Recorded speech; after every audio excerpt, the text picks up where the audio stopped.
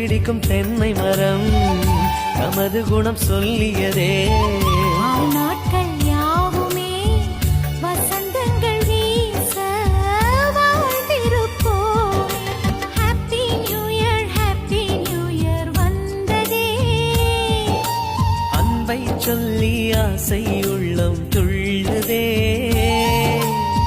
சூரியகாந்தி பூ போல முகம் மாறுதே, சுகம் சேருதே.